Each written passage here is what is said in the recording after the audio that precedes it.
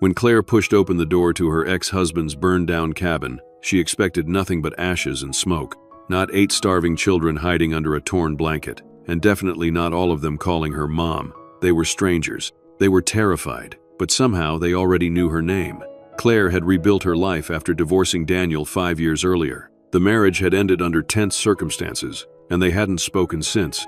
When news reached her that Daniel's remote cabin had burned down and he was presumed dead, Claire felt nothing but a dull ache for what once was. The local authorities had contacted her as next of kin. Despite their divorce, someone needed to handle the paperwork, and there was no one else. As Claire's car wound up the mountain road toward the cabin, she had no idea she was driving toward a discovery that would change everything. The first thing Claire noticed was the smell, charred wood and melted plastic hanging heavy in the mountain air. Daniel's cabin had been modest but sturdy, tucked away where the forest grew thick and neighbors were miles apart. Now it was a skeleton of blackened beams and collapsed walls. Claire parked her sedan and sat for a moment, gathering her courage. She hadn't expected to feel anything, yet seeing the destroyed cabin stirred something in her. "Let's get this over with," she murmured to herself. Reaching for her purse, the gravel crunched under her boots as she approached the wreckage.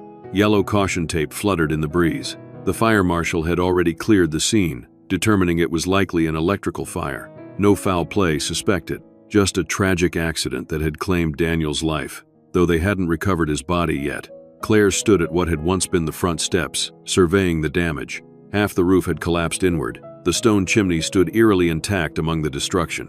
She wouldn't need to go inside. The official had told her she just needed photos for the insurance claim. She raised her phone to take the first picture when she heard it, so faint she almost convinced herself it was the wind. A whimper, then another, like a wounded animal or... Claire lowered her phone, listening intently. There it was again, definitely crying. "Hello?" she called out, her voice sounding unnaturally loud in the quiet forest. "Is someone there?" The crying stopped abruptly. Then whispers, too quiet to make out the words. Claire followed the sound, circling the cabin carefully. The crying seemed to be coming from beneath the partially collapsed back porch. Kneeling down, she peered into the shadows and saw what looked like a metal door, a storm cellar. "Is someone down there?" she called again. Claire reached for the handle, expecting it to be locked, but it turned easily. The heavy door creaked as she pulled it open, revealing a set of concrete stairs descending into darkness. "Hello?" Claire called, squinting to see. "I'm coming down, okay? I'm not going to hurt you." She used her phone's flashlight to illuminate the steps as she descended cautiously. The air grew cooler, damp with the scent of earth and something else, unwashed bodies and fear. As her eyes adjusted to the dim light, Claire gasped. Huddled against the far wall were children, 8 of them, ranging from toddlers to teenagers, covered in soot and dirt. They were thin, clearly undernourished, with hollow eyes that watched her warily. The oldest, a boy of about 14, moved in front of the others protectively. His hand gripped a kitchen knife, and his eyes held a mixture of fear and determination. "Please don't take us," he growled, his voice cracking. "We didn't do anything wrong." Claire raised her hands to show she meant no harm. "I'm not here to take you anywhere," she said gently. "My name is Claire. I just want to help. Are you hurt? How long have you been down here?" The children exchanged glances. A girl of about 12 placed a restraining hand on the boy's arm. "Since the fire," she answered quietly. 3 days ago." 3 days? Claire repeated, horrified. "Without food? Without help?" The oldest boy still hadn't lowered the knife. "He told us never to trust strangers, to stay hidden if anything happened." "He?" Claire asked. "Dad?" the boy said, his expression challenging her to dispute it. Before Claire could respond, movement caught her eye. The smallest child, a girl no more than 3 years old with tangled blonde hair and huge blue eyes, had emerged from behind the older children. She took tentative steps toward Claire, her face lighting up with recognition. "Mommy?" she whispered, reaching out a tiny hand. "You came back." Claire froze, a chill running down her spine despite the summer heat. "What did you say?" The little girl came closer, her smile growing. "Mommy came back." The other children were staring now, their expressions changing from fear to confusion to something like hope. "That's not," Claire began, but a boy of about 5 cut her off. "It's Mom," he exclaimed, jumping up from where he'd been sitting. "Dad said you'd come back someday." Claire shook her head, trying to make sense of what was happening. "I think there's been a mistake. I'm not your mother. I've never seen any of you before." But even as she said it, she was struck by an odd familiarity about some of the children. The oldest boy had eyes that reminded her of someone, though she couldn't place who. The 12-year-old girl held herself with a posture Claire recognized from somewhere. The oldest boy had lowered the knife slightly, his brow furrowed as he studied her face. "You're Claire. Claire Mitchell." "Yes," she confirmed, surprised. "How did you know that?" "Dad has pictures," the 12-year-old girl explained. "And documents. He said you had to go away to protect us, but you'd come back someday." Claire felt her knees weaken. She leaned against the wall for support. "I don't understand. Who is your father?" "Daniel," the oldest boy said. "Daniel Mitchell." That's impossible. Daniel and I never had children. We were divorced 5 years ago. I haven't seen him since." The children exchanged confused glances again. The littlest girl had reached Claire now and wrapped her arms around Claire's legs, looking up with complete trust. "Mommy," she said again, her voice certain. Despite her confusion, Claire felt a protective instinct surge within her. These children were clearly hungry, frightened, and alone. Whatever was going on, they needed help first, explanations later. "When did you last eat?" she asked, gently stroking the little girl's tangled hair. "Dad brought food down before the fire," the oldest boy said. "It ran out yesterday." Claire nodded, making a decision. "Okay, here's what we're going to do. I have some granola bars and water in my car. I'm going to get them, and then we need to get you all somewhere safe. Get you checked out by a doctor." Panic flashed across the oldest boy's face. No doctors, no authorities. Dad said they'd separate us if they found us." "Marcus," the 12-year-old girl pleaded, "we're hungry, and Emma isn't feeling well." She nodded toward another girl, perhaps 7 years old, who sat limply against the wall, her face flushed. Claire knelt down to eye level with Marcus. "I promise I won't let anyone separate you," she said, her voice firm despite the absurdity of making such a promise to children she'd just met. "But you need food, medical attention, and a safe place to stay. Will you trust me? Please?" Marcus held her gaze for a long moment, searching for something in her eyes. Whatever he saw must have satisfied him, because he finally nodded. "Okay," he said reluctantly, "but you have to promise we stay together." "I promise." Claire helped the children out of the cellar one by one. In the daylight, their condition was even more alarming. Their clothes were filthy and too small. Several had minor burns and cuts, presumably from the fire. The youngest ones clung to the older children, eyes wide with uncertainty. As they emerged into the sunlight, Claire noticed a backpack tucked beside the cellar entrance. "Is that yours?" she asked Marcus. He nodded, reaching for it. "Dad made us pack emergency bags." Claire helped him retrieve it, and he unzipped it with trembling hands. Inside were documents in a waterproof sleeve, a few photographs, some clothing, and a first aid kit. He said if anything ever happened, we'd need these, Marcus explained, handing her the documents. Claire took them, her heart racing as she slid out the contents. Birth certificates, school records, medical forms, all listing the same parents, Daniel Mitchell and Claire Mitchell. "This isn't possible," she whispered, staring at her own name on document after document. "These are forgeries." "Dad said you'd be confused at first," the 12-year-old girl said, watching Claire's face carefully. "I'm Lucy, by the way. You named me after your grandmother." Claire's head snapped up. "How did you know my grandmother's name was Lucy?" "Dad told us stories about you all the time. About your childhood, how you met, your favorite lullaby." As if on cue, the little girl who had called Claire Mommy began to hum a familiar tune. The same lullaby Claire's mother had sung to her. The same one Claire had often hummed to herself when stressed or sad. Claire felt like the ground was shifting beneath her feet. She and Daniel had never had children. They'd tried, unsuccessfully. After multiple rounds of fertility treatments, the stress had contributed to their marriage falling apart. The little girl was still clinging to her legs, looking up with complete trust. Despite everything, Claire felt a surge of protectiveness. "Let's get you all something to eat," she said, pushing her confusion aside temporarily. "Then we'll figure this out." She led the children to her car, retrieving the granola bars and water bottles she kept for hiking. It wasn't nearly enough for 8 hungry children, but it would help until she could get them somewhere with proper food. As the children ate, Claire examined the documents more carefully. According to the birth certificates, the children ranged in age from 3 to 14, with Marcus being the oldest. If these were real, it would mean Claire had given birth to him 15 years ago when she was 24 and already married to Daniel, but that was impossible. She would remember giving birth. "Dad said you might not remember us at first. He said you hit your head, and that's why you had to go away. The doctors thought being around us might be too confusing for you while you healed." Claire stared at him, speechless. "Marcus, I never hit my head. Daniel and I were married, yes, but we never had children. We divorced 5 years ago, and I haven't seen him since." Marcus's expression hardened. "You're lying," he said, his voice trembling slightly. "Dad wouldn't lie to us, not about something this important." Claire sighed, realizing she wouldn't get anywhere by contradicting everything they believed. "How about this? We get you all somewhere safe with food and showers, and then we'll sort through all of this together. Okay? The children looked to Marcus, who seemed to be their de facto leader. After a moment's consideration, he nodded. But we stay together, he insisted again. You stay together, Claire agreed. The smallest children fell asleep almost immediately as Claire drove down the mountain, exhausted from their ordeal. The older ones watched the scenery pass in silence, occasionally exchanging whispers. Lucy sat in the front passenger seat, clutching the backpack with their documents. She kept glancing at Claire, as if trying to reconcile the woman beside her with stories she'd been told. Dad has a picture of you in his wallet, she said.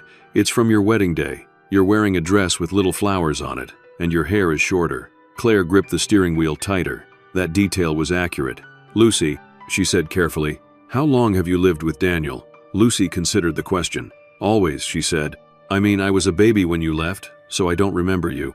Marcus and Ellie remember you the most. Claire glanced in the rearview mirror at Marcus, who was staring out the window, his jaw set. As they approached town, Claire made a decision. She couldn't take 8 unknown children to her small apartment.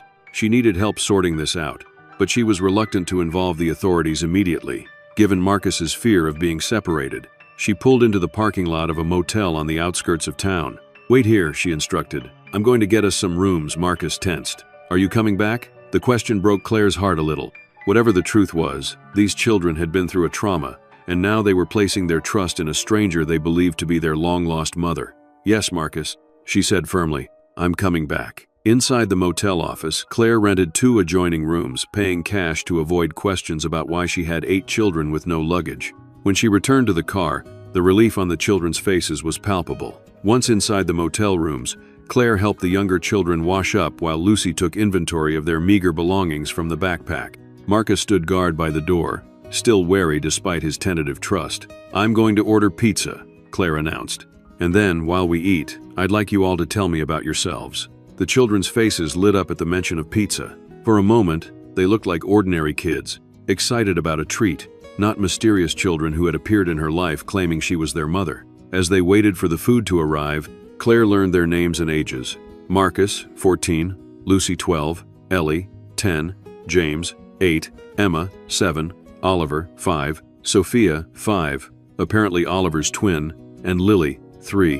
When the pizza arrived, they fell upon it like they hadn't eaten in days, which, Claire realized with a pang, they practically hadn't. She made sure everyone had enough, especially the smallest ones. Now, she said gently when their initial hunger had been satisfied, I'd like to understand more about your life with Daniel, about the cabin, about school, about everything.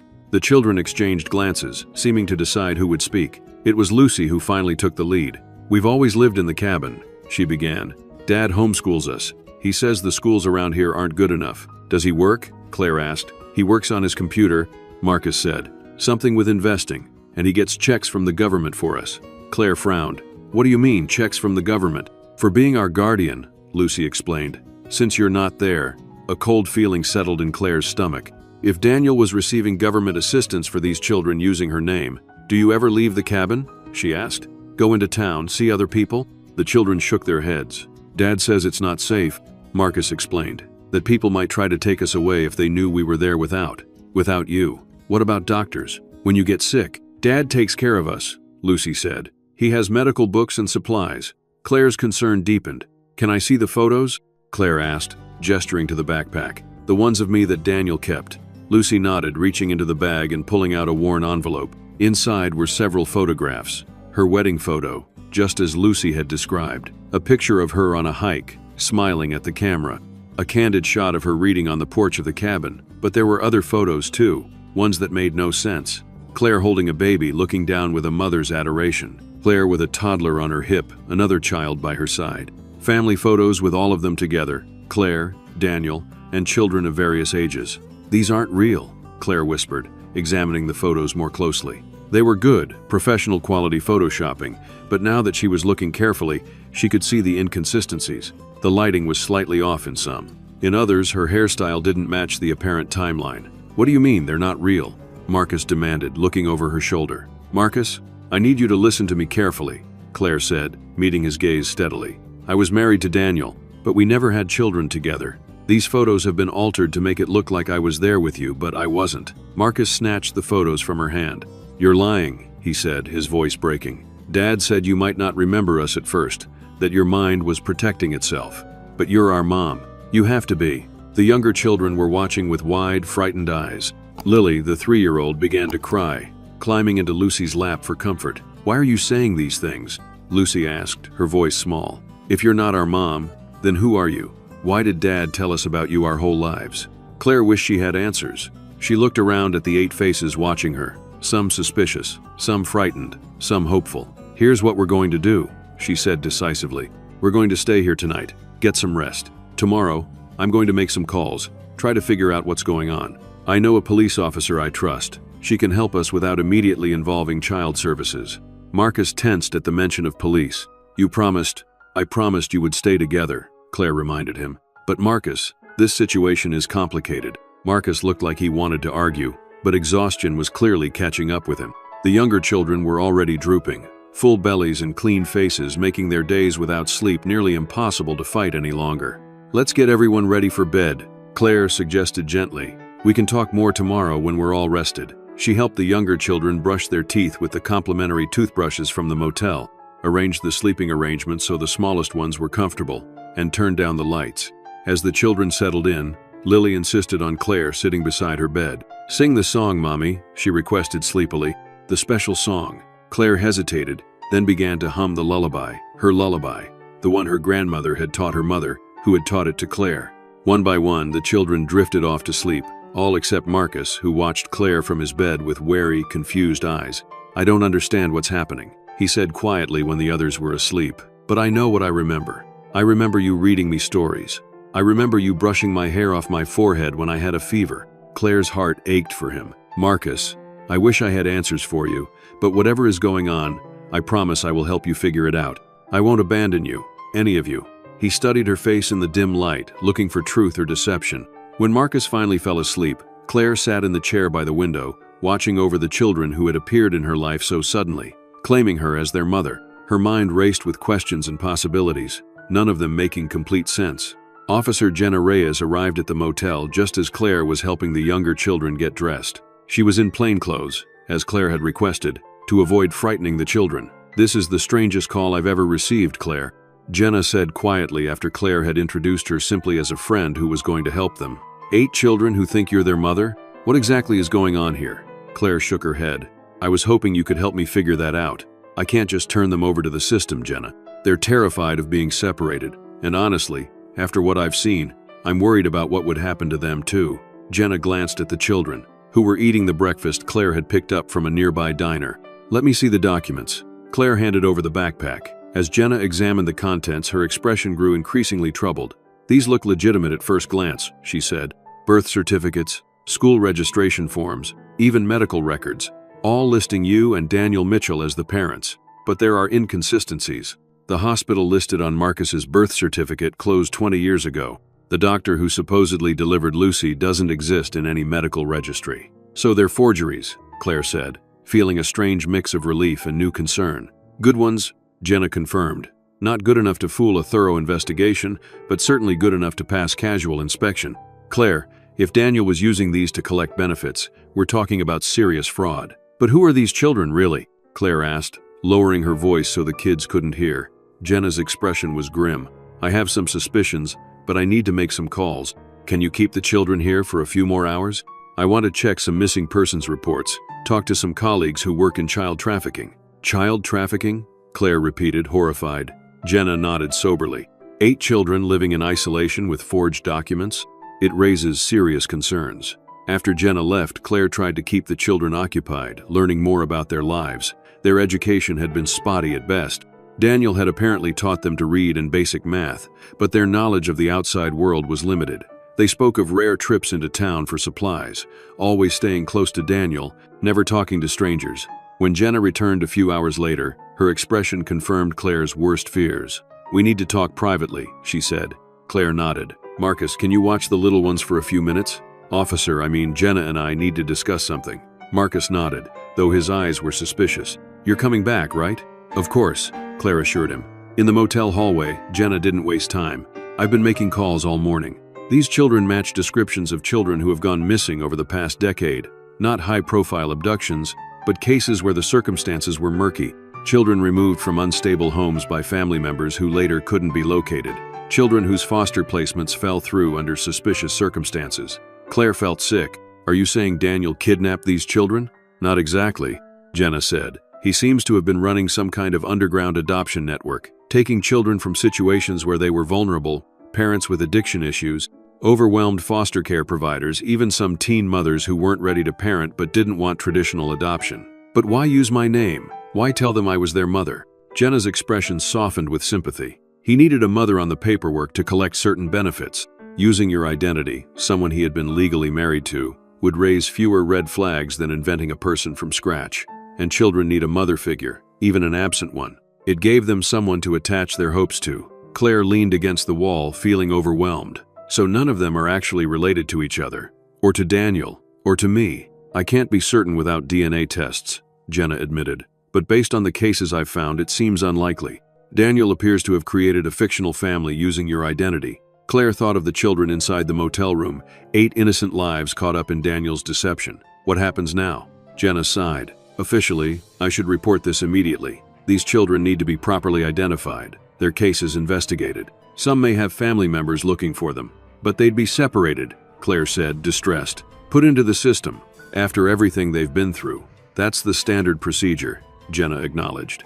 "But given the unusual circumstances, I might be able to buy us a little time. A few days to learn more, to prepare the children for what's coming. They've already experienced one trauma with the fire and Daniel's disappearance. An abrupt separation now could cause additional psychological harm. Even though I just met them, even though this whole situation is insane, they believe you're their mother," Jenna said gently.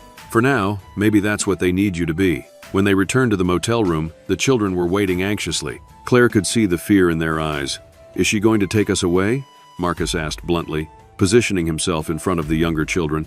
"No, Marcus," Claire assured him. "Not right now.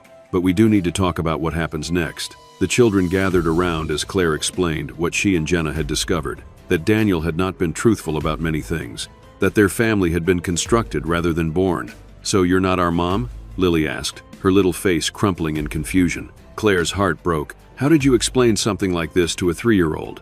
"Then who is our mom?" James asked, his 8-year-old brow furrowed. "That's something we're going to try to find out," Jenna said gently. "But we might not have the same mom?" Lucy asked, the implications dawning on her. "We might not be. Real brothers and sisters? Family isn't just about blood," Claire said firmly. "You've been raised together, you love each other. That makes you real brothers and sisters in all the ways that matter." Marcus had been silent, his expression unreadable. Now he spoke, his voice tight with emotion. "You're saying Dad stole us, that our real parents might be out there somewhere, looking for us." It was Jenna who finally responded. "We don't know everyone's situation yet, Marcus. Some of you may have family searching for you. Others might have come from situations where there was no one able to care for you properly. What we do know is that Daniel created false documents and kept you isolated, which suggests he knew what he was doing wasn't legal. But he took care of us," Ellie insisted, speaking up for the first time in a while. "He made sure we had food and clothes and books. He taught us things." "Yes, he did," Claire acknowledged. "And I'm sure he cared about you. But what he did was still wrong." The children fell silent, processing this challenging new reality. Their entire understanding of their family, their history, their very identities had been upended in a matter of hours. "What happens now?" Lucy finally asked. "For the next few days, you'll stay with me," Claire said, making the decision even as she spoke. "Officer Reyes Jenna is going to help us learn more about each of your backgrounds. And together, we'll figure out what happens next." "You promise we'll stay together?" Marcus pressed, still not entirely trusting. Claire hesitated, not wanting to make promises she couldn't keep. "I promise I will do everything in my power to make sure you're safe and cared for." It wasn't the absolute guarantee Marcus wanted, but it was the most honest answer Claire could give. The road ahead was uncertain for all of them. With Jenna's help, Claire moved the children to her apartment that afternoon. It was cramped with 9 people in a space designed for 1, but they made it work. Sleeping bags on the floor, couch cushions arranged into makeshift beds. Claire gave up her bedroom to the youngest children, taking the living room floor for herself. Over the next days, a picture began to emerge of Daniel's operation. Using Claire's identity, he had collected welfare benefits, tax credits, and even educational stipends for homeschooling the children. He had kept them isolated to prevent questions, moving periodically to avoid scrutiny. Most disturbingly, Jenna discovered that Daniel had used forged adoption papers to obtain new birth certificates for the children, effectively erasing their original identities. It would take time and resources to untangle the truth about where each child had come from. Some of them might never know their original families. Jenna admitted one evening after the children were asleep. The trails are old, the documentation destroyed or falsified. Claire looked at the sleeping children, their faces peaceful in slumber despite the chaos of their lives. In just a few days, she had grown attached to them, their unique personalities, their resilience, their hope that somehow things would work out. Marcus, the protector, always watching out for the others even as he struggled with his own sense of betrayal. Lucy, sensitive and observant, trying to hold everyone together with her quiet strength. Ellie, artistic and dreamy, finding escape in the sketchbook Claire had given her. James, curious about everything, asking endless questions about the world. Emma, sweet but fragile, her health more delicate than the others. The twins, Oliver and Sophia, mischievous and energetic, bouncing back from trauma with childhood's remarkable elasticity. And little Lily, still calling Claire Mommy, despite the explanations, too young to fully understand what was happening. "What will happen to them, Jenna?" Claire asked softly. "Once you make your official report?" Jenna's expression was sympathetic but realistic. "They'll be placed in emergency foster care while their cases are investigated. Given their numbers and ages, they'll almost certainly be separated." The thought sent a physical pain through Claire's chest. That can't happen. They've already lost everything familiar. They can't lose each other, too. The system isn't designed to keep sibling groups this large together, Jenna said gently. "Especially when they're not biological siblings," Claire insisted. "They've been raised as brothers and sisters their whole lives. Separating them now would be another trauma." Jenna studied her friend's face. "Claire, what are you suggesting?" Claire took a deep breath, surprised by the certainty she felt. "I want to keep them, all of them, at least temporarily, until better arrangements can be made."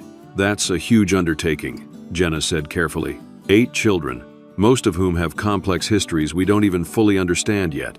And you have no legal standing, you're not related to them, not their guardian in any capacity. "But they believe I am," Claire said. "Daniel created this fiction where I'm their mother, and right now that fiction is the only stability they have left. What if we use that temporarily? What if I become their emergency foster placement while the investigations continue?" Jenna looked skeptical. "It doesn't usually work that way. There are procedures, home studies, background checks, which you can help expedite," Claire pressed. "Jenna, you've seen them. You know separating them right now would be devastating." Jenna was silent for a long moment, considering. "I'll see what I can do," she finally said. "But Claire, you need to be prepared. This is temporary at best. Some of these children may have family members with legitimate claims, and even if they don't, adopting 8 children as a single parent, the courts would be very unlikely to approve that." "I understand," Claire said, though her heart rebelled at the thought of eventually giving them up. "I just want what's best for them right now." As Jenna prepared to leave, she paused at the door. "Claire, I have to ask, why are you doing this? You didn't know these children a week ago. They came into your life through a bizarre deception. You could walk away, let the system handle it. Why take on this enormous responsibility?" Claire looked back at the sleeping children, considering the question. "Because when that little girl called me Mommy, something inside me responded. Because they need someone on their side, someone who sees them as individuals, not case numbers. Because," she paused, trying to articulate the feeling that had been growing in her since she found them in that cellar. "Because maybe this is what I was meant for." Jenna nodded, understanding something in Claire's expression that Claire herself was only beginning to recognize. "I'll make those calls first thing in the morning." After Jenna left, Claire settled onto her makeshift bed on the living room floor, surrounded by sleeping children. Despite the uncertainty, despite the bizarre circumstances that had brought them into her life, she felt a strange sense of purpose. The next morning, as Claire was making breakfast for 8 hungry children, a logistical challenge in her small kitchen, her phone rang. It was Jenna. "I've been making calls since dawn," her friend said without preamble. "I found someone in family services willing to consider an emergency placement with you, given the unusual circumstances. But Claire, there's something else you need to know." The gravity in Jenna's voice made Claire step into her bedroom, away from the children's ears. "What is it?" "Daniel's body wasn't found in the cabin fire," Jenna said. "That's not unusual in itself. Fire can be extraordinarily destructive, but I've been looking into his financial records and there was a large cash withdrawal from his account the day before the fire, and his truck is missing." Claire felt a chill run down her spine. "You think he faked his death? That he's still out there somewhere?" "It's a possibility we have to consider," Jenna confirmed. "Especially given the nature of what he was doing. Identity theft, welfare fraud, possibly child trafficking. If he suspected authorities were closing in, he might have staged the fire as a way to disappear." Claire finished the thought. but he left the children behind. In a secure storm cellar with emergency supplies, Jenna pointed out. Maybe he planned to return for them once things cooled down. Or maybe he panicked when he realized his scheme was about to be exposed. Claire thought of the children in her kitchen, eating cereal and toast, slowly adjusting to their new temporary reality. Should I be worried, she asked, for their safety? For mine? I don't have any evidence suggesting Daniel is violent, Jenna said. But given everything else we've discovered, I'd recommend caution. Keep the children close. Be aware of your surroundings. I'll have patrols in your area increased, just as a precaution. After hanging up, Claire returned to the kitchen, seeing the children with new eyes. Not just as victims of a bizarre deception, but potentially as targets of a man who might still be out there, watching, waiting. Everything okay? Marcus asked. Claire forced a smile. Yes, just some arrangements for your temporary stay here. Officer Reyes is helping make everything official. But as she helped the younger children with their breakfast, Claire couldn't shake the feeling that they were being watched, that the story that had begun in that burned cabin was far from over. Later that day, as Claire was helping Emma with a puzzle, the little girl suddenly became lethargic, her face flushing with fever. I don't feel good, she mumbled, leaning heavily against Claire's side. Claire felt her forehead. It was burning hot. How long have you been feeling sick, Emma? Since the fire, Lucy answered for her sister. She was coughing in the cellar. Dad was supposed to get her medicine, but then the fire happened. Claire's concern deepened. Emma had seemed quieter than the others, less energetic, but Claire had attributed it to the stress of their situation. Now she realized the child might have been ill all along. I'm going to take her temperature, Claire said, retrieving the thermometer from her bathroom. When she returned, Emma had curled up on the couch, her breathing slightly labored. The thermometer read 103.2, alarming for a child her age. Emma needs to see a doctor, Claire announced, already reaching for her phone. Marcus tensed immediately. No doctors. Dad said, I know what Daniel said, Claire interrupted firmly. But Emma is seriously ill. She needs medical attention, and I'm going to make sure she gets it. The rest of you will stay here with Lucy in charge while I take Emma to the urgent care clinic. She called Jenna as she gathered Emma's jacket and her own purse. I need to take Emma to a doctor. Her fever is dangerously high. Can you come stay with the others? I'll be there in 10 minutes, Jenna promised. But Claire, you should know that taking her to a doctor means questions, medical records. The system will become involved. I understand, Claire said, looking at Emma's flushed face. But her health comes first. We'll deal with the consequences. At the urgent care clinic, the questions began immediately. Name, date of birth, medical history, insurance information. Claire provided what she could from the documents Daniel had created, aware that she was perpetuating a fiction but uncertain what else to do in the moment. The doctor, a kind woman in her 50s, examined Emma thoroughly. She has a serious respiratory infection, she explained to Claire. Probably bacterial pneumonia. She'll need antibiotics, rest, and careful monitoring. If her breathing gets worse, she may need hospitalization. Claire nodded, stroking Emma's hair as the child dozed on the examination table. I'll take care of her. The doctor studied Claire's face. You said you're her mother? It's complicated, Claire admitted.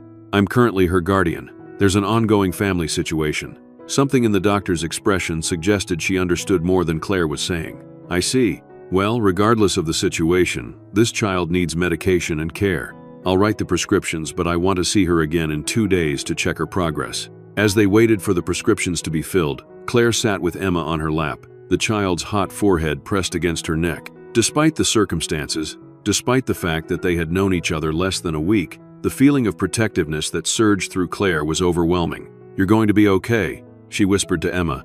When they returned to the apartment, Jenna pulled Claire aside while Lucy helped get Emma settled in bed. While you were gone, I got a call from my contact in family services, she said. They're willing to consider you for temporary emergency placement of the children, given the unusual circumstances. But there will need to be home visits, background checks, interviews. It's going to be intrusive. Whatever it takes, Claire said without hesitation. These children have been through enough. I'm not going to let them be separated if there's anything I can do to prevent it. That night, as Claire administered Emma's medicine and checked on all the children before bed, she found Marcus sitting alone in the kitchen, staring at one of the photographs from Daniel's backpack. Can't sleep? She asked gently, sitting across from him. He shook his head, still looking at the photo, one of the manipulated images showing Claire with the children. I keep trying to remember if these moments were real, if you were really there, or if Dad somehow made us believe you were. Why would he lie to us about something so important? Why would he tell us you were our mother when you weren't? Claire considered the question carefully. I think. Maybe he knew you needed a mother figure. even an absent one, someone to attach your hopes to, someone to explain why he was raising you alone, and maybe using my identity made his legal deceptions easier. But Marcus, I don't think he expected us to actually meet. I think the fire, his disappearance, that wasn't part of his plan." Marcus was silent for a long moment. "So what happens now? When they figure out where we all really came from, will they send us back? Separate us?" It was the question Claire had been dreading. "I don't know," she admitted. "But I promise you this, I will fight to keep you all together, to make sure you're safe and cared for." Marcus studied her face, looking for truth or deception. "Why? You don't even know us. You didn't ask for any of this." "No, I didn't," Claire agreed. "But sometimes the most important things in life aren't the ones we plan for. They're the ones that find us when we least expect it." She reached across the table and squeezed his hand briefly. "Try to get some sleep, okay? We've got a lot to figure out tomorrow." As Marcus headed to his makeshift bed, Claire remained at the kitchen table, looking at the photograph he had left behind. The image had been skillfully manipulated to show her with the children, a happy family moment that had never actually happened. Yet something about it stirred a strange longing in her. These children weren't hers by birth or by choice, but in the short time they had been in her life, they had awakened something in her, a maternal instinct she had thought long buried after her failed attempts to conceive with Daniel. During their marriage, she and Daniel had tried desperately to have children, enduring fertility treatments, disappointments, the strain it put on their relationship. Now, 5 years after their divorce, she found herself suddenly responsible for 8 children who had been told their whole lives that she was their mother. It was as if the family she and Daniel had failed to create together had somehow materialized in the most unexpected and convoluted way. The next morning, Emma's condition had worsened despite the medication. Her breathing was labored, and her fever had spiked again. "We need to take her to the hospital," Claire decided, already gathering the little girl's jacket. "This is beyond what we can manage at home." The other children watched anxiously as Claire wrapped Emma in a blanket. Even Marcus didn't protest the medical intervention this time. "I'll stay with the others," Jenna offered, having stopped by to check on their situation. "You focus on getting Emma the care she needs." At the hospital, things moved quickly. Emma was admitted immediately, her oxygen levels concerning enough that the doctors wanted her monitored closely. As the medical team worked to stabilize her, a nurse approached Claire with admission paperwork. "We'll need her complete medical history," the nurse explained. "And we'll need to confirm your relationship as her parent or guardian." "I have temporary guardianship," Claire said, which wasn't entirely a lie given Jenna's efforts to arrange emergency placement. "Her medical history is incomplete. She was being raised by my ex-husband, who is now unavailable." The nurse gave her a look that suggested she recognized there was more to the story, but her priority was Emma's health, not untangling complicated family dynamics. "The doctor wants to start a blood transfusion," she explained. "Emma's tests show she's anemic, which is complicating her recovery from the pneumonia.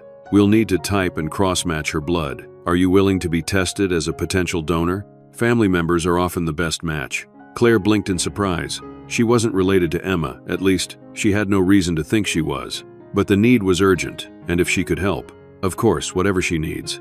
As she followed the nurse to have her blood drawn, Claire wrestled with a growing sense of unease. How long could she maintain this precarious situation? Hours later, as Claire sat beside Emma's hospital bed watching the little girl sleep, a doctor entered the room with a tablet in hand.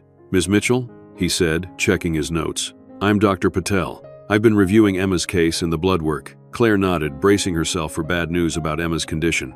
"First, I want to assure you that Emma is responding well to treatment," the doctor said. "The antibiotics are beginning to work, and the transfusion has helped with her anemia. We expect a full recovery, though it will take time." "Thank you," Claire said, relief washing over her. "That's wonderful news. There is something else, though," Dr. Patel continued, his expression thoughtful.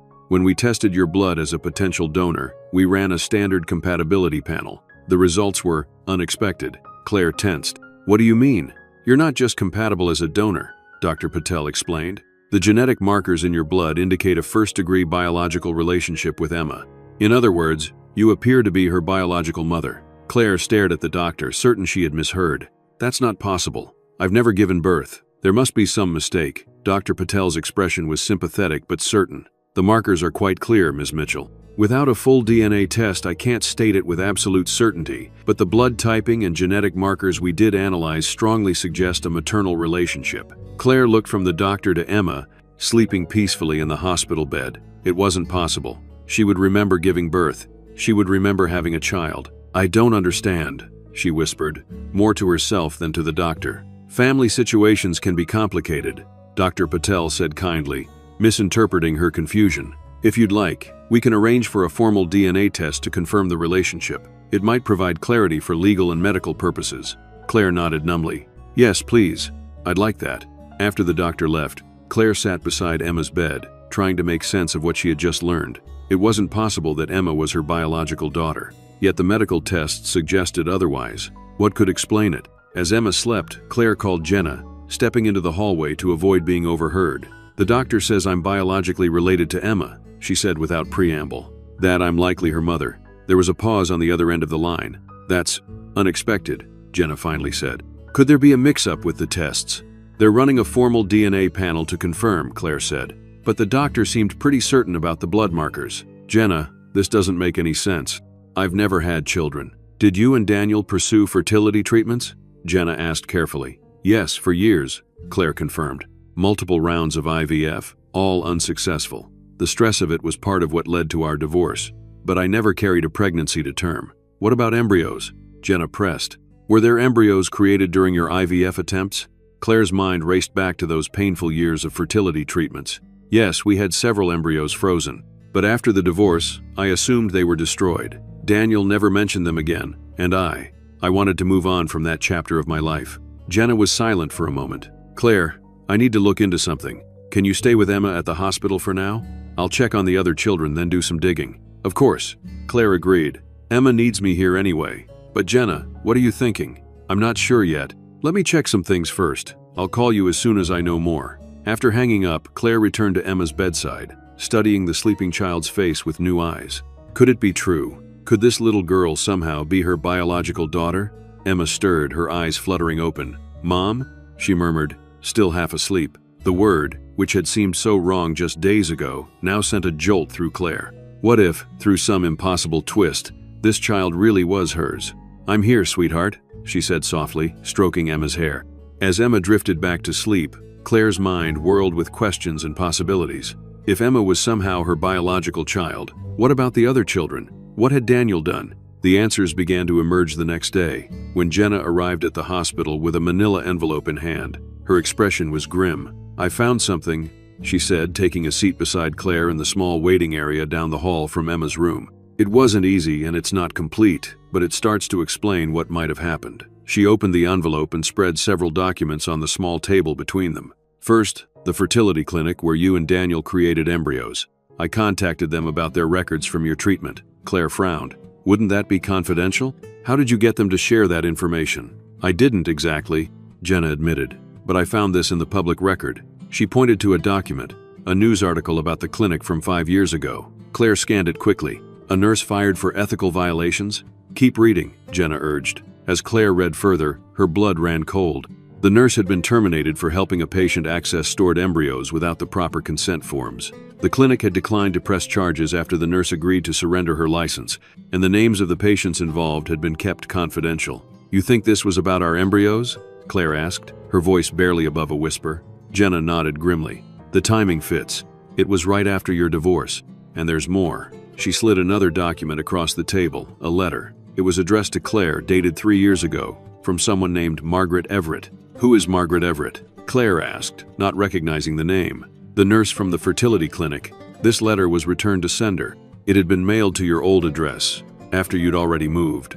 Claire unfolded the letter with trembling hands and began to read. Dear Ms. Mitchell, you don't know me, but I worked at Clearwater Fertility Clinic during your treatment there with your husband, Daniel Mitchell.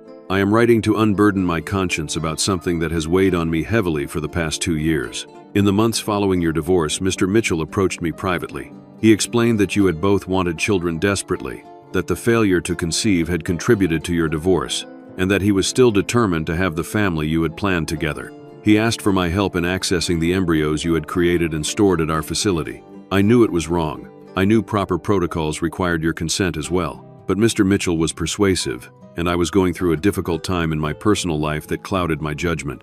I helped him complete the paperwork as if both of you had consented. 3 of your embryos were transferred to a surrogate that Mr. Mitchell had arranged privately. I do not know the surrogate's identity or what became of the pregnancies. I was terminated from the clinic shortly after when my actions were discovered. Though Mr. Mitchell's name was kept out of the investigation due to his lawyer's intervention, I have lived with the guilt of my actions every day since. You deserve to know that embryos created with your genetic material were used without your knowledge or consent. I do not expect or deserve your forgiveness, but I hope this information might provide answers you may have been seeking. With deepest regrets, Margaret Everett Clare looked up from the letter, her hands shaking. He stole our embryos, she whispered. Jenna nodded soberly. And if Emma's blood work is any indication, at least one of those embryos resulted in a successful pregnancy. Emma may be your biological daughter, Claire, and possibly not the only one. The implication hit Claire like a physical blow. If Daniel had arranged for surrogates to carry embryos created with her eggs, then some of the children, perhaps 3 of them, according to the letter, could be biologically hers. I need to know which ones, if any, besides Emma. I need DNA tests for all of them. I've already started that process, Jenna assured her. After you called about Emma, I got emergency approval for testing for all 8 children. We should have results within a few days. Claire stood and paced the small waiting area, trying to process this bombshell. He stole my chance to be a mother, she said, anger building within her. He created children with my genetic material without my knowledge, raised them on lies, told them I had abandoned them. I don't know, Jenna said softly. But what matters now is what happens next. Claire stopped pacing, a new resolve forming within her. If any of these children are biologically mine, I want custody. That's likely, given the circumstances. Jenna agreed. But what about the others? The ones who aren't biologically yours? Claire didn't hesitate. All of them, Jenna. I want all of them. They've been raised as siblings their whole lives. They've already lost their home, the only parent they've known. I won't let them lose each other too. Jenna's expression was concerned. That's going to be a complicated legal battle, Claire. For the children who aren't biologically yours, who may have been obtained through questionable means, and even without that, convincing a court to grant a single woman custody of 8 children, some with no biological connection. I don't care how complicated it is, Claire insisted. These children have been through enough. They deserve stability, security, and love. Jenna studied her friend's face, recognizing the determination there. You've really fallen in love with them, haven't you? Yes, she admitted. I have. And biological or not, they need me. And maybe I need them too. The DNA results came back 3 days later, while Emma was still in the hospital but improving steadily. Jenna brought the report to Claire personally, sitting beside her in the now familiar hospital waiting area. 3 positives, she said without preamble. Emma, Marcus, and Lucy all show a maternal genetic match to you. Claire absorbed this information, emotions washing over her in waves. 3 of the children, the oldest boy, the 12-year-old girl, and 7-year-old Emma, were biologically hers. Created from embryos she and Daniel had made during their marriage, carried by unknown surrogates, born without her knowledge. Marcus and Lucy, she whispered. That's why they seemed familiar somehow. The timing fits, Jenna confirmed. Based on their ages, they would have been born from those embryos transferred after your divorce. And the others? Claire asked. Have you learned anything about where they came from? Jenna nodded, her expression somber. We've identified Ellie and James. They were removed from their biological mother's care due to her drug addiction. She later died of an overdose. The paperwork said they were placed with a relative, but that relative appears to have been fictional, created by Daniel to gain custody. And the twins, Lily? Still working on it, Jenna admitted. But from what we can piece together, it seems Daniel was specifically targeting vulnerable children, those in the system already, those whose parents were struggling with addiction or other issues. He created fictitious family connections to gain custody, then used your identity to build a paper trail that would allow him to collect benefits. Claire felt sick at the thought of what Daniel had done, not only to her by stealing her embryos, but to these other children and their families. Yet amid the horror of his deception, a strange truth was emerging. She was, in fact, the mother of 3 of these children. What happens now? She asked. For Marcus, Lucy, and Emma, your biological connection creates a strong case for custody, Jenna explained. There might be questions about the circumstances of their conception and birth, but your genetic relationship is clear. For the others, it's more complicated. We'll need to determine if there are any living relatives with valid claims. If not, you could petition for adoption, but that's a lengthy process with no guarantees. Claire thought of the children waiting at her apartment, of the promises she had made them. I won't separate them, Jenna.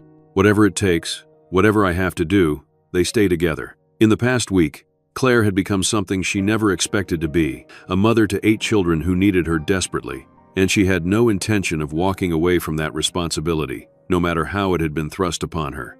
As she returned to Emma's hospital room to share the news of what they had discovered, Claire steeled herself for the conversation ahead. How did you explain to a child that, yes, you were their biological mother, but you hadn't known they existed until a week ago? How did you explain the complex ethical violations that had led to their birth without making them feel unwanted or like a mistake? Emma was sitting up in bed, her color much improved, working on a drawing with crayons the nurses had provided. She looked up when Claire entered, her face lighting up. "Mom, look what I made." The word mom no longer felt like a lie. It felt like a truth that had been hidden from both of them, now finally revealed. "It's beautiful," Claire said, sitting on the edge of the bed to admire the colorful drawing. "How are you feeling, sweetheart?" "Better," Emma said. "The nurse said I might get to go home soon." "Is it true?" "Home." The word carried such weight now. "Yes, probably in a day or two, if you keep improving," Claire confirmed. "Emma, there's something important I need to talk to you about. Something I've just learned." Emma set her crayons down, sensing the seriousness in Claire's tone. "Is it about Dad? Did they find him?" "No, not about Daniel," Claire said gently. "It's about you, and Marcus, and Lucy, and about me." She took a deep breath, trying to find the right words to explain something so complex to a 7-year-old. "Do you know what DNA is, Emma?" Emma nodded. "It's the stuff inside you that makes you look like your parents. We learned about it from Dad's science books." "That's right," Claire said. "Well, the doctors here tested your DNA, and they found something surprising. Something that Daniel never told any of us." Emma watched her face intently, waiting. "I am your biological mother," Claire said softly, "and Marcus's and Lucy's. Not just because Daniel said so, but because you actually have my DNA. We are connected in a very real way." Emma's eyes widened. "Really? For real? Not just what Dad said?" "Really," Claire confirmed. "It's complicated, and there's a lot I'm still figuring out myself. But yes, you, Marcus, and Lucy are biologically my children." Emma was quiet for a moment, processing this information. Then her face crumpled slightly. "But if you're only really the mom of me and Marcus and Lucy, what happens to the others?" Emma pressed, worry evident in her voice. "I'm going to do everything I can to keep all of you together," Claire promised. "It might be complicated, and it might take time, but that's what I'm fighting for." Emma studied Claire's face, as if looking for signs of deception or uncertainty. Then, apparently satisfied with what she saw, she nodded. "Good, because we belong together, all of us." The simple confidence in her statement brought tears to Claire's eyes. "Yes," she agreed, "you do." When Emma was finally released from the hospital, Claire brought her home to an apartment transformed. The other children had cleaned and organized, and arranged Emma's bedding in a special place of honor. It was touching to see how they had pulled together, how their love for each other transcended the revelations about their biological connections. That evening, after Emma was settled and the younger children were in bed, Claire sat down with Marcus and Lucy. It was time they knew the truth as well. "I wanted to talk to you both privately," she began, "about what we've discovered." Marcus's expression was guarded, as it often was when difficult topics arose. Lucy looked nervous but curious. "So it's true?" Lucy asked. "The DNA tests show you're our biological mother." Claire nodded. "Yes, yours, Marcus's, and Emma's. But the way it happened, it wasn't what Daniel told you. I didn't leave you, or forget you, or abandon you." She explained as gently as possible about the embryos created during her marriage to Daniel, about his theft of those embryos after their divorce, about the surrogates who must have carried and given birth to them without Claire's knowledge. "So we were born from your eggs and Dad's stuff," Marcus said bluntly, "but another woman carried us." "Yes," Claire confirmed. "I don't know who she was or if it was different women for each of you. Those records have been difficult to trace." Lucy was quiet, absorbing this information. "So you didn't give birth to us. You didn't raise us as babies, but you're still our biological mother." "Yes," Claire said. "I know it's confusing, but the connection is real, even if the circumstances were unconventional." "And what about the others?" Marcus asked, echoing Emma's concern. Claire repeated what she had told Emma. "There will be legal hurdles, investigations, possibly even challenges from relatives we haven't identified yet. But I promise you, I will do everything in my power to keep this family intact." Lucy reached across the table and took Claire's hand. "I'm glad you found us," she said simply. Marcus remained quiet, still processing everything he had learned. But there was a softening in his expression, a lowering of the defensive walls he had maintained since Claire first found them. As the days passed, Claire and the children settled into a tentative routine. She took a leave of absence from her teaching job to focus on their needs full-time. Jenna continued to help navigate the legal complexities of their situation, arranging for temporary guardianship while the investigation into Daniel's activities continued. The children began to open up more, sharing stories of their life with Daniel, the isolation, the constant moves, the rules about not talking to strangers or authorities. It became clear that they had been living a life of secrecy and fear. Dad always said people would try to take us away if they knew about us, Lucy explained one evening as she helped Claire with dinner.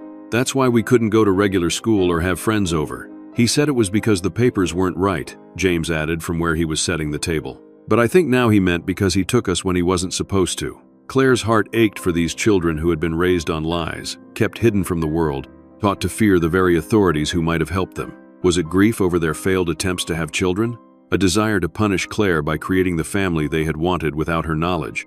Whatever his motives, the damage was done. Now it fell to Claire to help these children heal, to give them the stability and security they deserved. One evening, Claire returned home from a meeting with the family court judge to find a note slipped under her apartment door. "You took what's mine. Stay out of it. This isn't over." The handwriting was unmistakable. Daniel was alive, and he was watching. Claire stared at the note in her hand, a chill running down her spine. She immediately called Jenna, who arrived within 20 minutes, taking the note carefully with gloved hands. "We'll check for prints, but I doubt he'd be that careless," Jenna said, sealing the note in an evidence bag. "This changes things, Claire. If Daniel is alive and making threats, we need to consider the safety of the children." Claire glanced toward the living room, where the children were watching a movie, blissfully unaware of this new development. "Do you think he would try to take them back? Harm them?" "We don't have any evidence that Daniel has been violent in the past," Jenna admitted, "but people can become unpredictable when cornered. He's facing serious charges if caught: identity theft, welfare fraud, possibly child trafficking. That's significant prison time." The implications settled heavily on Claire. "What do we do?" "First, we increase security," Jenna decided. "I'll arrange for patrols in your area, get someone to install better locks on your doors and windows. You should be careful about your routines, vary your schedules, be aware of your surroundings." Claire nodded, though the thought of living under such caution was daunting. "Should I tell the children? They think Daniel died in the fire." Jenna considered this. The older ones, perhaps. They might notice the increased security measures, and they should be alert to potential contact. But the younger ones, it might just frighten them unnecessarily. After Jenna left to make arrangements for the additional security, Claire gathered Marcus and Lucy in the kitchen while the other children continued watching their movie. "There's something you need to know," she said quietly. "Something that might be difficult to hear." She showed them the note, watching their expressions carefully as they read it. "Dad's alive?" Lucy whispered, her eyes wide with confusion. Marcus's reaction was more complex, a mixture of relief, anger, and suspicion. "He faked his death," he said flatly. "Let us think he was dead, left us in that cellar." "It seems that way," Claire confirmed. "Officer Reyes is investigating, but yes, it appears Daniel survived the fire, or more likely, was never in it to begin with. He may have staged it as a way to disappear when he realized authorities might be closing in on his activities. But he left us behind," Lucy said, hurt evident in her voice. "He just abandoned us. He left you in the storm cellar with emergency supplies," Claire pointed out, trying to be fair despite her own anger at Daniel. "Perhaps he intended to return for you once it was safe. Or maybe he was using us as bait," Marcus said darkly, "to draw you in." Claire hadn't considered that possibility, and it sent a new wave of unease through her. "Whatever his intentions," Claire said firmly, "what matters now is keeping all of you safe. Officer Reyes is arranging additional security, and we need to be extra careful for a while. That means staying together, being aware of strangers or unusual situations, and telling me immediately if you see or hear anything concerning." The teenagers nodded solemnly, understanding the seriousness of the situation. "Do the others need to know?" Lucy asked, glancing toward the living room where their younger siblings were laughing at the movie. Claire shook her head. "Not yet. Let's not frighten them unnecessarily. But you two need to be aware, to help me keep everyone safe." As the days passed with no further contact from Daniel, the temporary guardianship order granted Claire legal authority to care for all 8 children while the courts sorted through the complexities of their situation. She enrolled the older ones in school, their first experience with formal education, and arranged for a tutor to help the younger ones catch up to their age-appropriate levels. The children thrived under Claire's care, gradually emerging from the shell of isolation Daniel had created. Marcus joined the soccer team. Lucy discovered a love for science, devouring books from the library. Ellie's artistic talents blossomed with proper supplies and encouragement. Even the youngest children showed remarkable resilience, adapting to their new circumstances with the flexibility of youth. But beneath this surface of normalcy, legal storm clouds were gathering. The court-appointed investigator had completed her report on the children's backgrounds, and the results were troubling. While no living relatives had been identified for Ellie and James, their mother was confirmed deceased, their father unknown. Potential family connections had emerged for the twins and for Lily. Sophia and Oliver's maternal grandmother has filed for custody, Jenna informed Claire one evening after the children were in bed. And Lily's situation is even more complicated. It appears she was not legally relinquished by her biological mother, who has now been located and is considering her options. Claire felt the news like a physical blow. They want to separate them? After everything they've been through? The family court tends to favor biological connections when available, Jenna explained gently, especially in cases where the children were obtained through questionable means, as appears to be the case here. The court has to consider what's in each child's best interest. For children with biological family members willing and able to care for them, that often means reunification. Claire paced her small living room, mind racing. What about Marcus, Lucy, and Emma? They're biologically mine. Surely I have rights there. Yes, your case for them is strongest, Jenna confirmed, though there will likely be questions about the circumstances of their conception and birth. But Claire, even if you gain full custody of your biological children, that still leaves the others in limbo. I won't accept that, Claire said firmly. These children belong together. They're siblings in every way that matters. Jenna considered for a moment. There's one option, but it's a long shot. You could petition for adoption of all 5 non-biological children, arguing that separating them from their siblings would cause additional trauma. It would be an uphill battle, especially against biological family claims, but it's not impossible. Then that's what we'll do, Claire decided without hesitation. The legal battle that followed was exhausting, expensive, and emotionally draining. Claire hired a family law attorney specializing in complex custody cases, using her savings and a loan against her modest retirement account to cover the mounting legal fees. The court ordered psychological evaluations of all 8 children, appointed a guardian ad litem to represent their interests, and scheduled a hearing to determine their long-term placement.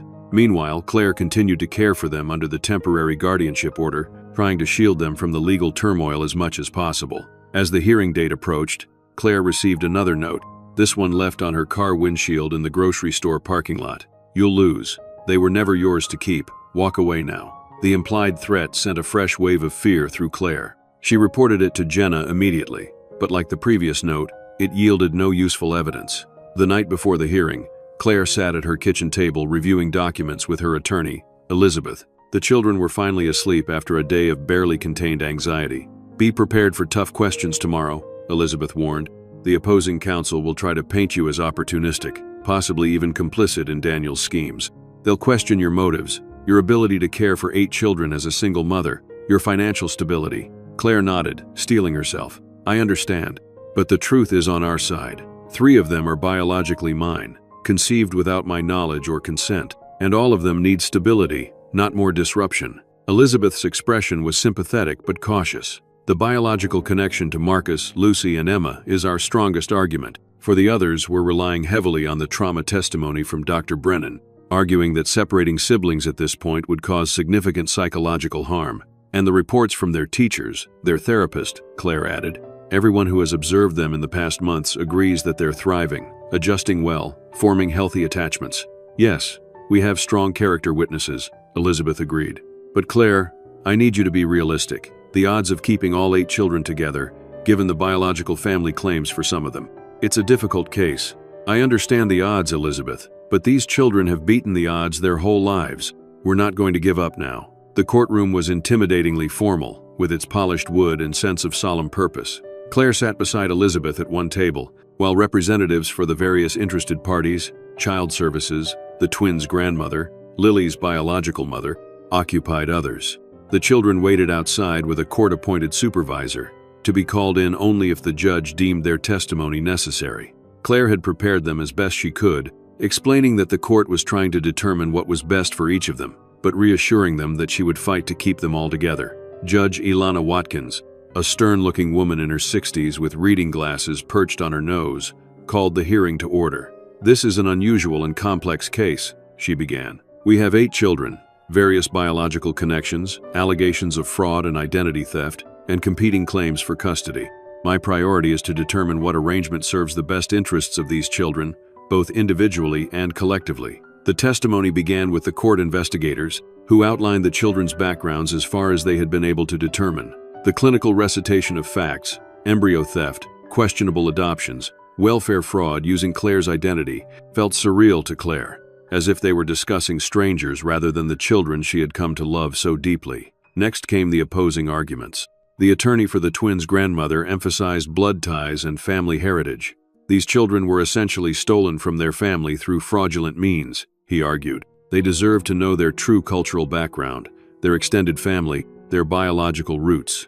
The representative for Lily's biological mother painted a sympathetic picture of a young woman who had been coerced into a temporary placement that became permanent against her wishes. Ms. Diaz was 18, homeless, and in crisis when she agreed to let Daniel Mitchell care for her newborn temporarily. She never intended to relinquish her parental rights permanently, and she has since stabilized her life.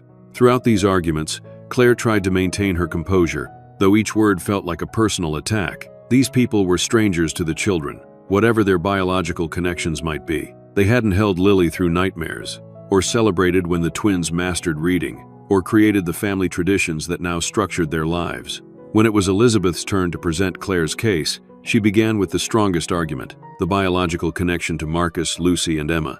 Claire Mitchell is not just a compassionate caregiver who stepped up in a crisis, Elizabeth argued. She is the biological mother of 3 of these children, conceived through embryos stolen from her without her knowledge or consent. DNA testing has confirmed this. She detailed the evidence they had gathered about Daniel's embryo theft, including the letter from the former fertility clinic nurse.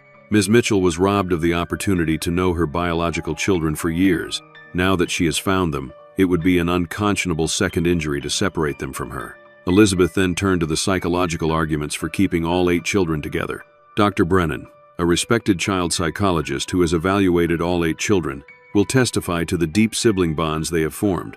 These children have been raised together from infancy, believing themselves to be full siblings. They have already endured the trauma of learning their family history was built on deception, the loss of the only father they knew, and the discovery of their true origins. Separating them now would inflict additional unnecessary trauma. The questioning and cross-examination of witnesses continued for hours.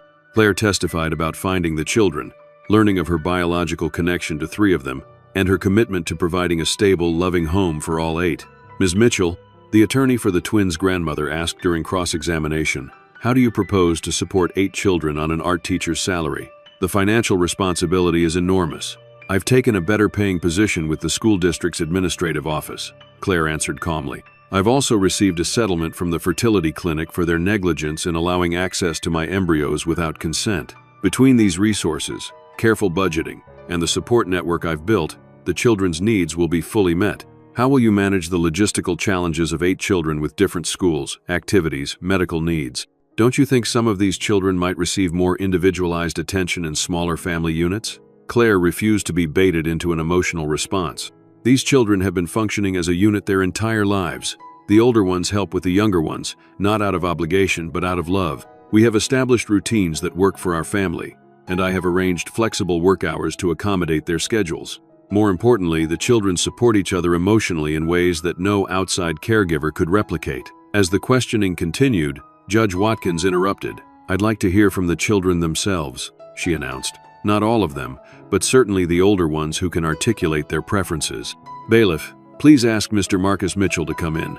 Claire's heart raced as Marcus entered the courtroom, looking smaller and younger in his dress clothes than his 14 years. He approached the witness stand with the wary confidence that was his hallmark, his eyes finding Claire's briefly before focusing on the judge. After being sworn in, Marcus answered the judge's questions about his understanding of the proceedings with surprising maturity. "And what is your preference, Marcus?" Judge Watkins asked directly. Understanding that the court must consider many factors, where would you prefer to live and with whom? Marcus didn't hesitate. "With Claire," he said firmly. "With my mother and my brothers and sisters." "You understand that Claire is your biological mother," the judge clarified, "but not the biological mother of all your siblings? DNA doesn't make a family. Claire found us when we were hungry and scared. She brought us to safety. She fought for us. She's not just our mom because of some papers or some DNA test. She's our mom because she came back, because she stayed."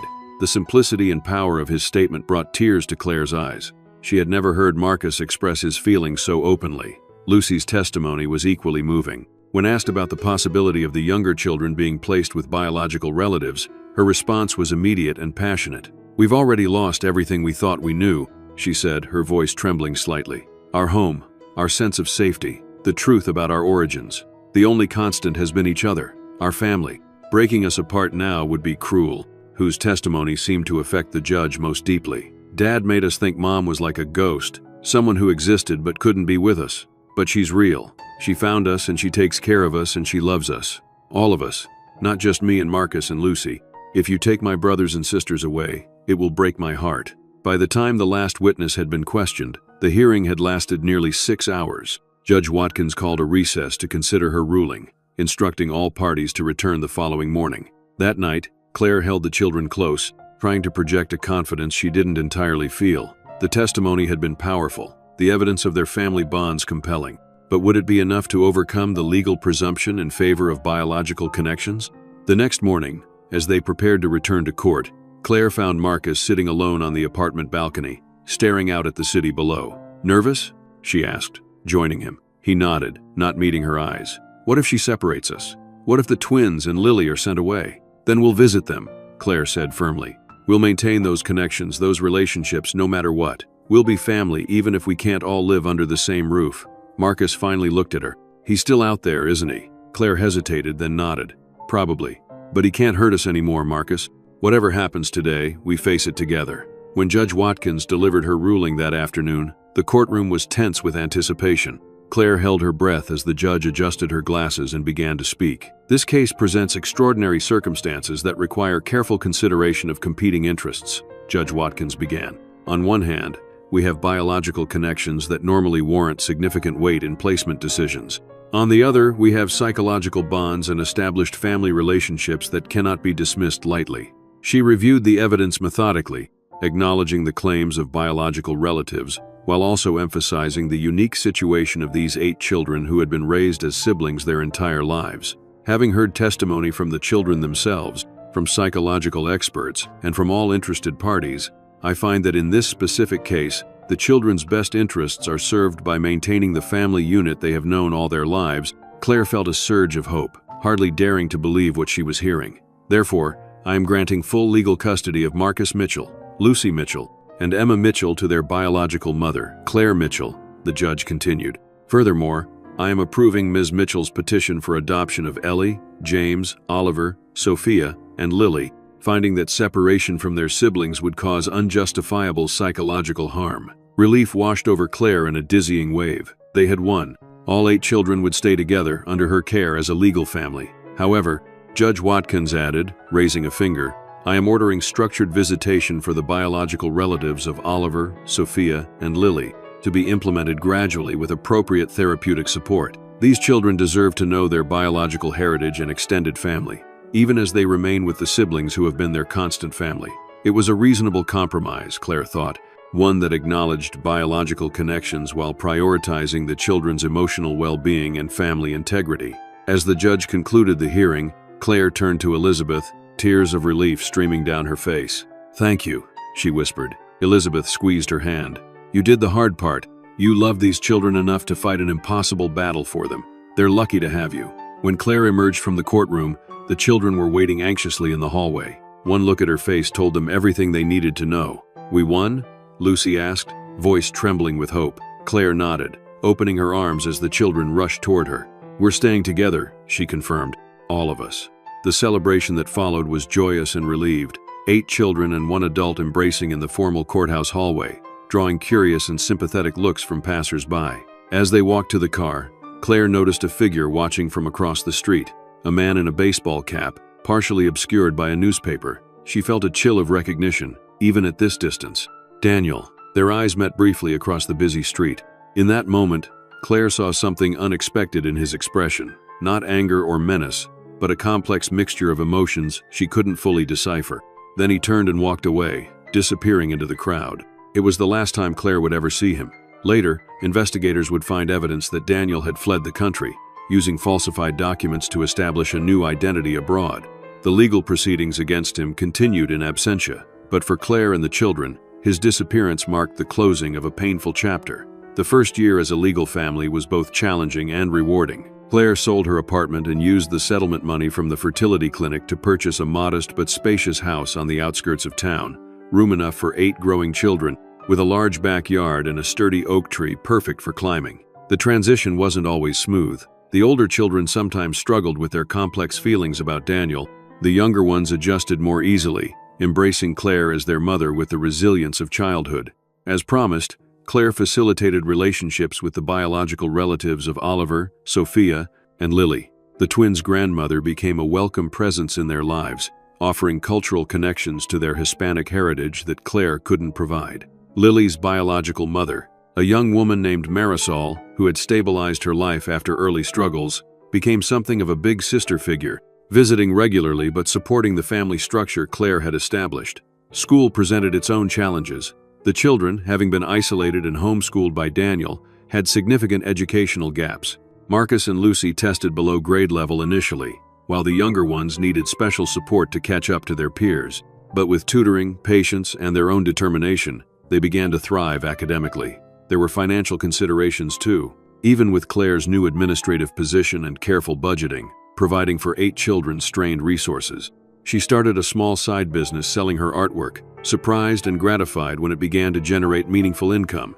The older children contributed as well, Marcus with lawn mowing jobs, Lucy with babysitting. Through it all, the bond between the children remained their greatest strength. They moved through the world as a unit, defending each other, supporting each other, their shared history creating a foundation that no outside force could shake. 6 months after gaining legal custody, Claire brought up an idea that had been forming in her mind. "What would you think about rebuilding the cabin?" she asked during a family dinner. "Not to live in full-time, but as a weekend place, a refuge, something that's ours, built from the ground up." The children exchanged glances, considering the suggestion. The cabin held complicated memories for them. It had been their prison in some ways, keeping them isolated from the world, but it had also been the only home they had known. "Could we make it different?" Ellie asked. "Like, not exactly the same as before?" "Absolutely," Claire assured her. "This would be our design, our vision." "I think," Marcus began, then paused, gathering his thoughts. "I think that would be good, taking something that represented all the lies and secrets and turning it into something honest and open." The others nodded in agreement, warming to the idea. And so began the project that would occupy their weekends and school breaks for the next year, the transformation of Daniel's burned cabin into something new. They started by clearing the debris, a symbolic as well as practical first step. Each child participated according to their abilities, from Marcus hauling heavy beams to little Lily collecting smaller pieces of debris in her bucket. Claire hired professionals for the structural work, but the design and finishing touches were a family affair. The new structure was built on the foundation of the old, but with significant changes: more windows to let in light, an open floor plan to foster togetherness, a wraparound porch for enjoying the mountain views. The children each had input on the design, from Ellie's art studio nook to James's built-in bookshelves to the twins' shared loft space. As the cabin took shape, so too did their identity as a family. On the day the cabin was completed, they gathered for a ceremony of sorts. Each family member brought something symbolic to place inside: a drawing, a found stone, a written wish for their future together. Claire had commissioned a wooden sign for the entrance, carved with words they had chosen together. "Ashes, roots. Why that name?" a neighbor had asked. "Because we rose from the ashes of a difficult past," Lucy explained. "But we're putting down new roots together." It was during this first weekend in their completed cabin that Claire shared another idea that had been forming. "I've been thinking," she said as they roasted marshmallows around the new fire pit in the backyard. "This place is special. It represents our journey from something broken to something beautiful. What if we shared that with others?" The children looked at her curiously, waiting for her to continue. "There are so many children in the system, especially older ones and sibling groups, who have trouble finding permanent homes," Claire explained. "What if we created a program here, using this space when we're not using it ourselves?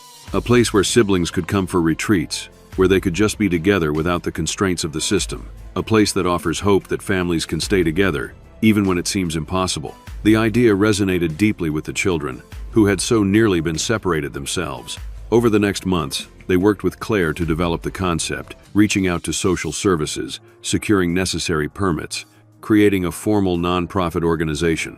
The first group of siblings came to Ashes, Roots, the following summer: 3 brothers aged 12, 10, and 8, who had been placed in separate foster homes due to lack of available placements for sibling groups. They arrived wary and disconnected, having been apart for nearly 6 months. Under the guidance of Claire and her children, who served as both hosts and powerful examples, the brothers began to reconnect. They hiked in the mountains, swam in the nearby lake, created art projects, and simply existed together in a space designed for healing and togetherness. "This is like what happened to you?" the oldest brother asked Marcus one evening. Marcus nodded. "We almost got split up too, but our mom fought for us." "You're lucky," the boy said wistfully. "We are," Marcus agreed. "But things can change.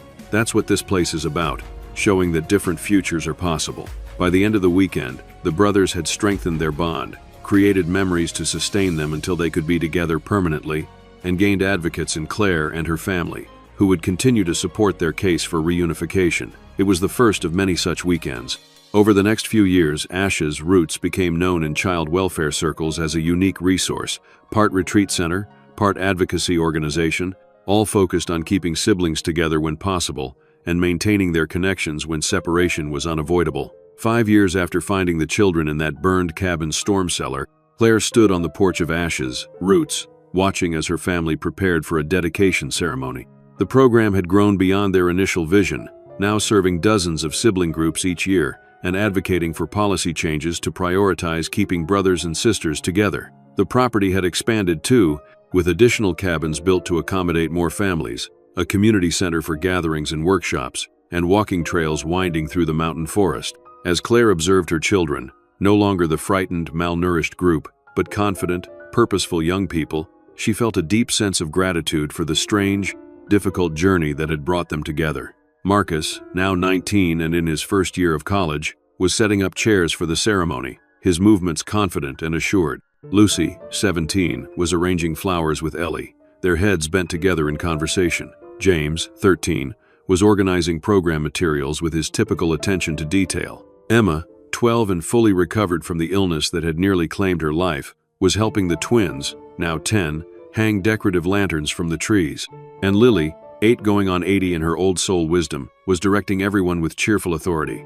As the dedication ceremony began, Claire took her place among her children, now joined by the extended family they had created, the twins' grandmother, Lily's biological mother, the social workers and advocates who had supported their journey, and many of the siblings who had found hope and healing at Ash's Roots.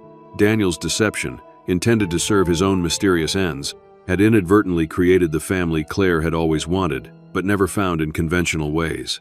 The lie had become truth, the trauma had become love, the strangers had become family. As Marcus stepped forward to speak, his voice strong and clear in the mountain air, Claire felt a surge of pride and wonder. This remarkable young man, biologically her son, though she hadn't known it for the first 14 years of his life, embodied the resilience and hope that defined their family. 5 years ago, our family was born from a lie, Marcus began, addressing the gathered crowd. We were told stories about who we were, where we came from, who loved us. When those stories crumbled, we thought we had lost everything. He paused, looking back at Claire and his siblings. But what we discovered was that family isn't defined by the stories others tell about us. It's defined by the choices we make, the love we share, the way we hold each other up when the world tries to tear us apart. Claire listened, tears forming in her eyes, as Marcus articulated the journey they had taken together, from the ashes of deception to the roots of authentic connection. As the ceremony continued, with each child speaking their part, Claire reflected on the strange alchemy that had transformed 8 frightened, hungry children and 1 bewildered woman into a family bound by choice rather than circumstance. The children now called her Mom without hesitation, not because of Daniel's lies, but because she had earned the title. The story they told about themselves was no longer one of abandonment and deception, but of resilience and chosen family. As the formal dedication concluded and the gathering transitioned to a celebration, Claire found a quiet moment alone on the porch, watching her family mingle with the community that had embraced them. A small hand slipped into Claire's, and she looked down to find Lily beside her, brown eyes serious in her young face. "Are you happy, Mom?" the child asked with the direct simplicity that was her hallmark. Claire smiled, squeezing the small hand in hers. "Very happy, sweetheart. Are you?" Lily nodded solemnly. "I'm glad you found us in the fireplace. I'm glad you're our real mom now." "Me too," Claire said softly. "It was the best thing that ever happened to me." And as she rejoined the celebration, surrounded by the family she had never expected but now couldn't imagine living without, Claire knew it was absolutely true. What had begun as a shocking discovery in a burned cabin had become the greatest blessing of her life. 8 children who called her Mom.